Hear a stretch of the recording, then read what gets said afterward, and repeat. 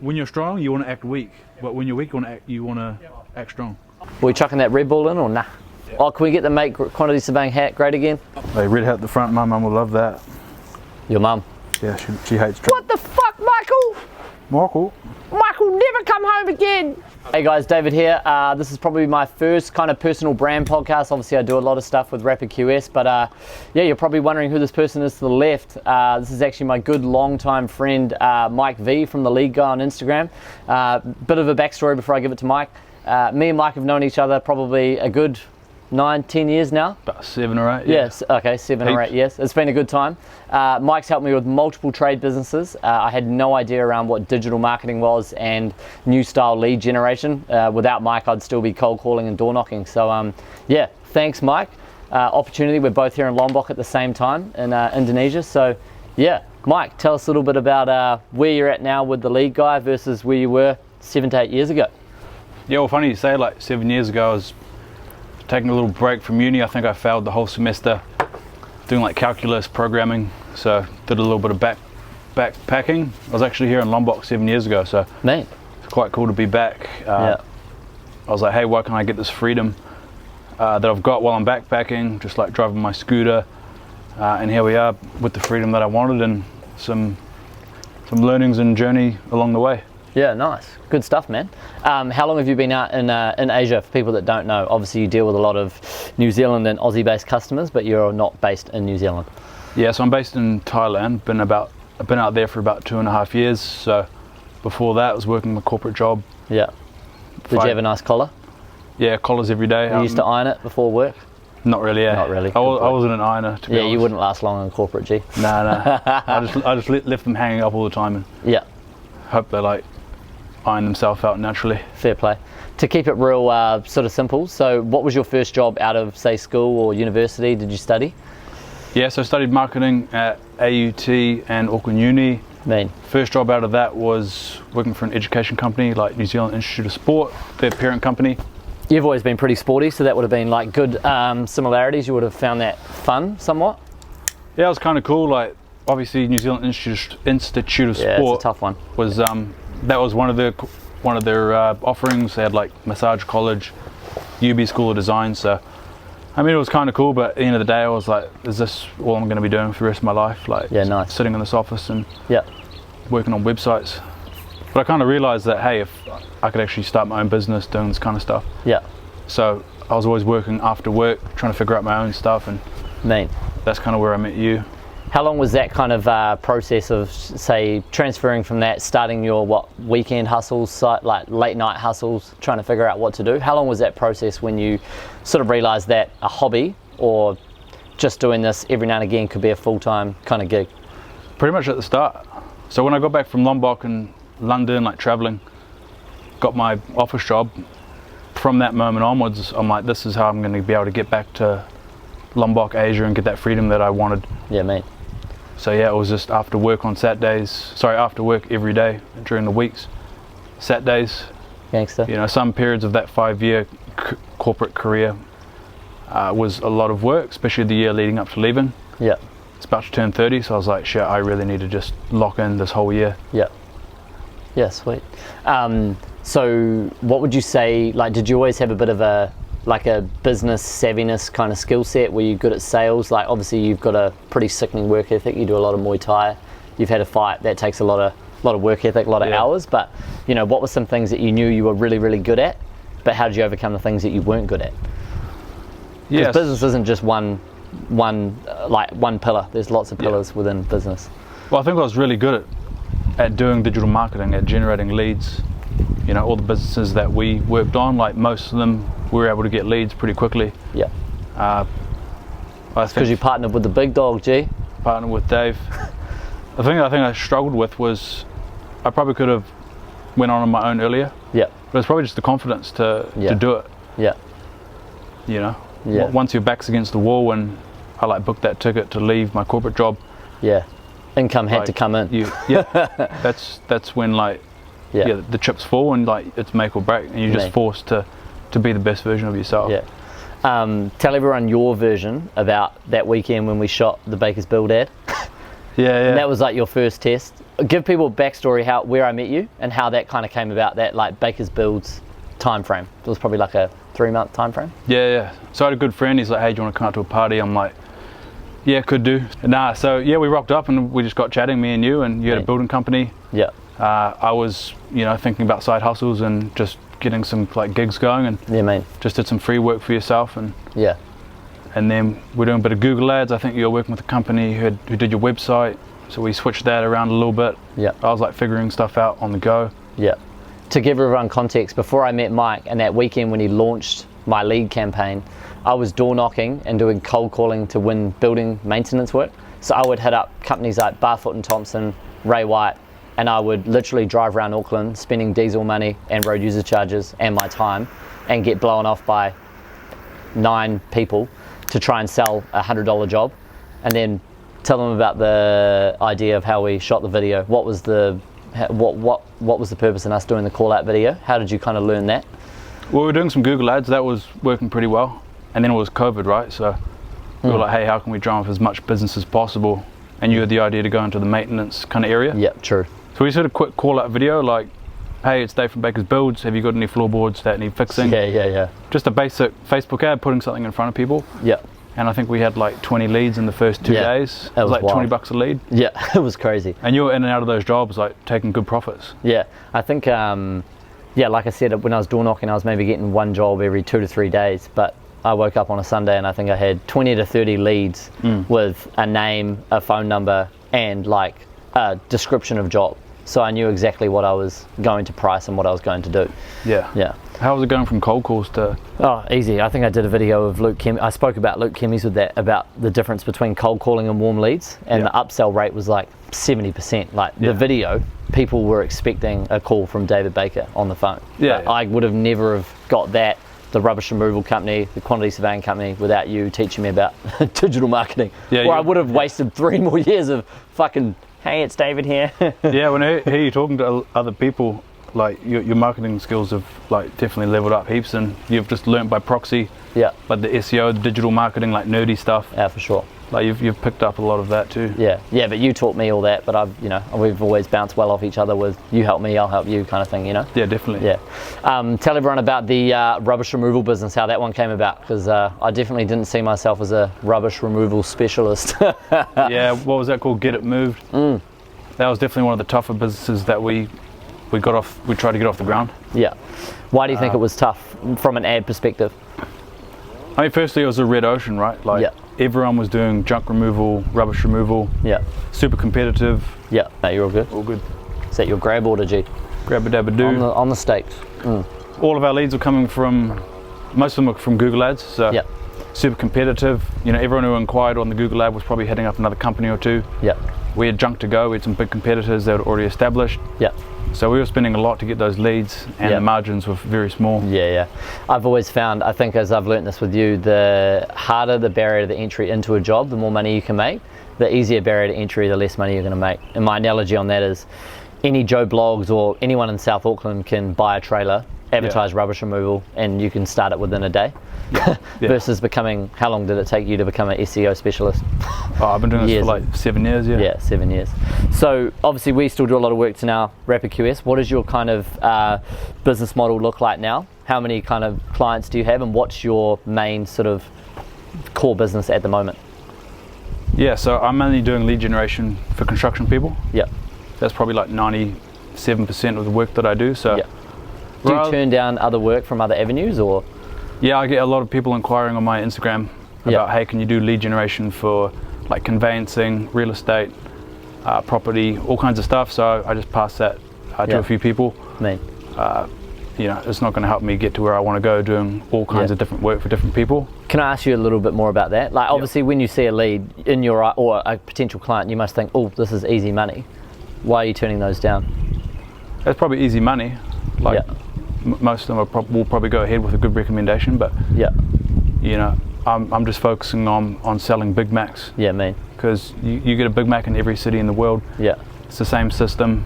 It tastes the same. Sweet. That's why they can put it out at scale. So if I'm doing a little bit for this, doing some dog grooming stuff, doing some Facebook ads for a real estate, Yeah. It's not scalable, and that takes away from my freedom. Yeah, that's good, man. I think we were literally talking about that before, about saying no to stuff.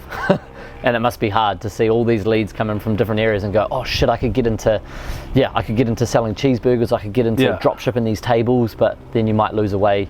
You know, sure. the barrier to entry for what you're already doing, there's plenty more business there to do. So. Yeah, I want to create the most impact with each hour of the day. Yeah. Like, how can I leverage it? How can I leverage code? How can I leverage time? Yeah. And doing the stuff with the dog grooming, real estate, it's not leveraging. Yeah. Do you deal with many tire kickers in construction? How do you deal with tire kickers? I do have a couple. I do get the odd tire kicker in the DMs. Yeah. But that's why I do a paid trial. Yeah, mean. You know, if the person hasn't got the trial amount, which isn't that much, if they haven't got that to kind of throw at something, give it a try. Yeah. It's probably not the client that I want to work with. I mean, I do guarantee leads, so there's a guarantee behind that. Yeah, sweet. But if they're not willing to do that, then all good, no stress. Yeah, good, man. A couple more business questions before I'll dive into a little bit of personal shit, because I think that's important. I know I've spoken about this openly on podcasts. What do you think is kind of the way with how our work's going with artificial intelligence increasing into potential jobs? I know my job's under threat. I'm sure you probably look at potentially yours could be. What's your thoughts on it? Well, we've both got the same customer, the same client, which is the tradie, like the construction business owner. So I think as long as we can keep providing value, making their life easier. Yeah. For me specifically, it's maybe Google gets replaced by a different AI system like ChatGPT. Yeah. As long as I'm at the forefront of that, making sure that I can still get my clients leads, I'll be sweet. Yes. For you on the QS side, how can you keep people making profit, getting reports back to people quickly, and just increasing their bottom line? We'll both be sweet. Yeah, nice. All right, man, let's do a little bit of personal stuff. Obviously, you've left Auckland, left your friend group, and you now live in Thailand. What was it like moving to a brand new country, no friends, no mates, and now versus now with your friend group now? Just naturally an introvert and don't enjoy small talk too much, which is something that I've had to learn to enjoy, I suppose, coming out on your own. Yeah. But different friends, new friends.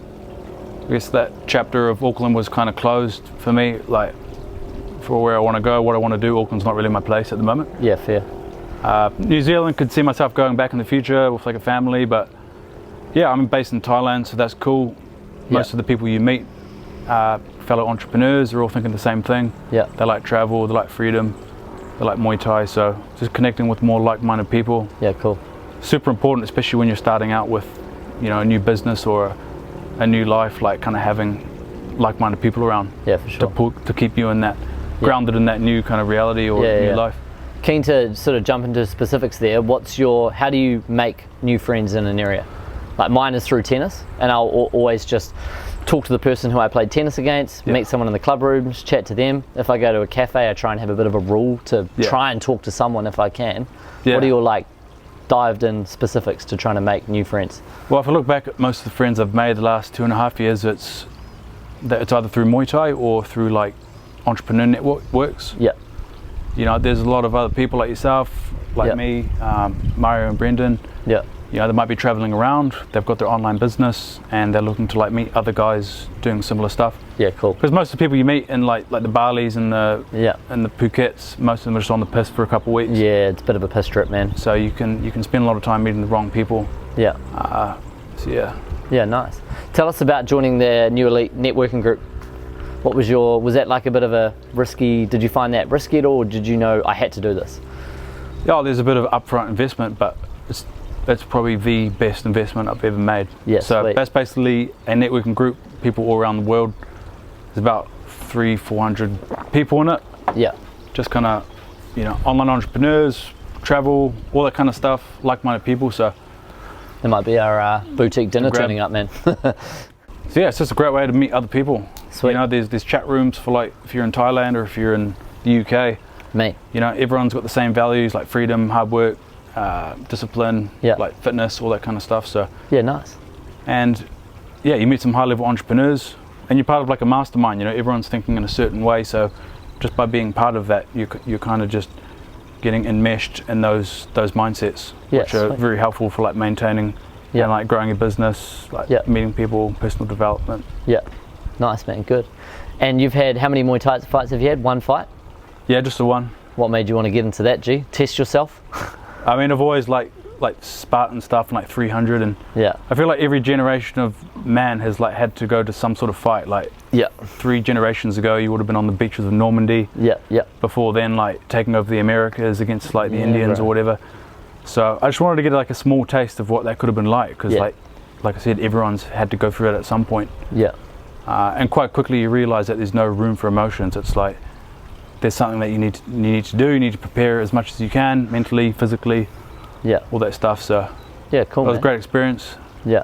That's something pretty challenging to overcome. I suppose anyone willing to jump in the ring with another man trying to essentially stop them or break them down takes quite a lot of guts and balls, you know? Yeah, it was definitely like a lot of courage. Like, you know, most nights leading up to the fight, weeks before, you know, you start thinking about it and the anxiety can kind of like start kicking off a bit. And sweet. You just got to do your best, basically. Prepare for war. Prepare for war, baby. Don't know if you want to talk about it. What did you find was harder to overcome and get better at? Talking to girls, day cold approach, or taking online sales calls, asking someone for $4,000 off a stranger? Probably cold approach, eh? Yeah? Yeah. How'd you overcome to that? You're on a bit of a daily blitz at the moment, aren't you? Yeah, so I get in that networking group. Part of it's like a 60-day discipline challenge that everyone's doing. So like reading, like going to the gym, like it's all just second nature. So I was like, fuck it, I'm gonna do something like difficult. Are you lit up? Lit up. Are you lit? Yeah, mate. So yeah, just talk to one random girl per day. Man, what's your best opener so far? Hey, can I meet you real quick? Then just ask their name, give the name. Yeah, it's just like opening a door. I think you've been doing this for a while, so. Not anymore, G. Stevie wouldn't like that, but anyway. That's good. Just opening the door, bro, like opening the door, you know, can we create something here, yes or no? Sweet as. Yeah, cool. It's like I think the mindset you've got to have it, and I use this for quoting business, is it's very like, it's literally just a numbers game, because not everyone's open to meeting someone at the same time. No. Not every customer that comes to you is open to doing business at the moment. They might just be interested to see what you do, but not everyone's going to transact. So yeah, interesting. How many sales calls do you reckon you're deep in at the moment? How many sales calls have I done? Because I mean, I know you've asked me for a lot of advice on that stuff. That's something that I've always... Sales? I like sales. You like sales? Yeah. But that was something that you didn't always be good at, you know? Yeah, I mean, I didn't really have a system for the sales. I was lucky to join a mentorship through Nick Wood. Nick Wood, digital real estate. He's the main thing about his mentorship, about how to land like, you know, marketing agency clients, is all about the sales part. So I was lucky to get his sales script, and then all the things behind that, like overcoming objections before the call. So yeah, other things he was talking about was like making sure all the windows were shut before you go to that objection. So nice. Like aside from the cost, is there anything else? You know, and then it's just down to the one objection. You know, how to overcome that. For me, I think sales, the biggest thing I've learned is just being sold on the product yourself. Which can be quite hard when you're starting out in business, because you haven't quite got the confidence yet. Dude, I really admire you though, and you don't have to give me the total value, but I know roughly the value. But you've easily invested, I'd say, close to 30,000 New Zealand dollars into your own personal like education or improvement. Not like a lot of people are willing to do that. They see that as a massive risk. You obviously didn't know. Nah, I mean, the two major things I invested in was the mentorship for the digital agency side, marketing side, and then the network group. So yeah, those two things were at least like 10 to 20,000 New Zealand dollars each, but they've easily had the most ROI out of any software or tools or. Yeah, it's good. I personally haven't. I don't think I would have invested that much in I haven't, but I mean, I admire you for doing that, because not a lot of people have the balls to do that. So good. I think you did Joseph Rakic's. Not for me, but got to take a risk, man. So it's all good. What's your plans for the league guy in the next couple of years? Do you see yourself? What's like your ultimate dream? League guy, where you want to be based, what you want to be doing, how big of a team you want.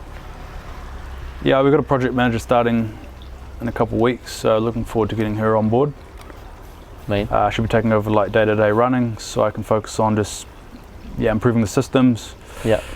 Stepping out a little bit from the business, like it's mean doing death grind, like working like 12-hour days and all that, but you know, I only want to do that for another couple of years maybe. Yeah, for sure. Max. So what's your daily schedule like at the moment? What's the day in the life of Mike like? If you're going to shoot one of those real cringy Instagram reels with the voiceover, what's the day in the life like?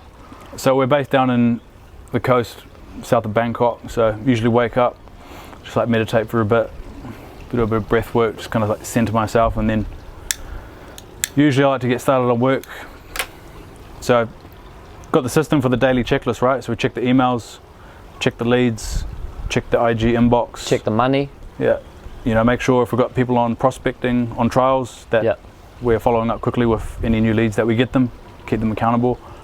Once all that's kind of done, then, you know, kind of review like the big play of the day. Yeah, sweet. So just embrace the chaos in the morning. Yeah.